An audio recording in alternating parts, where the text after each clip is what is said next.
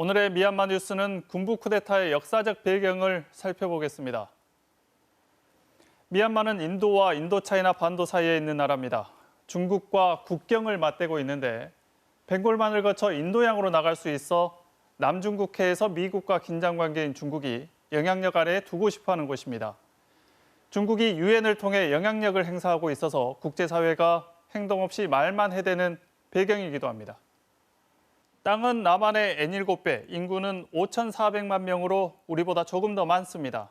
미얀마 연방은 160개가 넘는 다민족 국가로 이 중 버마족이 인구의 약 70%를 차지합니다.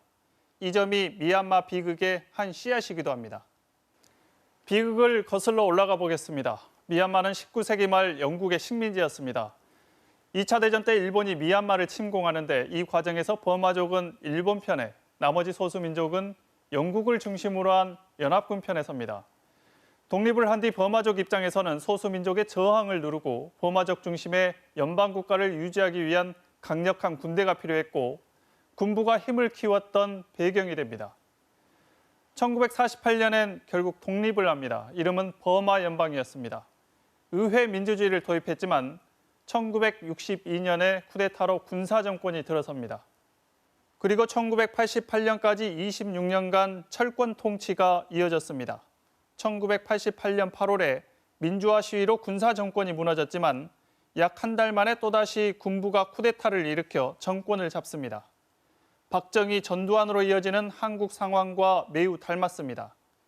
이른바 8888 항쟁으로 불리는 이때 확인된 사망자만 3,000명에 이르는 것으로 전해집니다.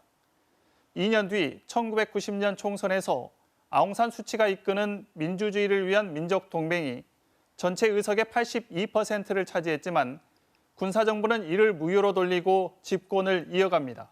신군부는 2007년엔 군 통수권을 대통령이 아닌 군 총사령관에게 부여하고 연방의회 의석의 25%를 군부에 배당하는 내용의 신헌법을 만들어 공표합니다.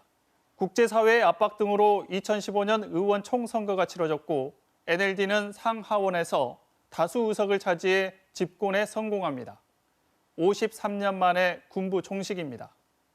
Whether it's a military or any other body, cooperation and collaboration is something you have to work at. It doesn't happen overnight. 그리고 지난해 11월 치러진 총선, NLD는 5년 전 선거보다 6석을 더 늘려 또 압승했습니다. 돌이킬 수 없는 민주화 앞에서 시계는 거꾸로 돌았습니다. 줄곧 부정선거를 주장해온 군부는 지난 2월 1일 새벽 군사 쿠데타로 수치 여사 등 정치인들을 구금하고 국가 비상사태를 선언했습니다.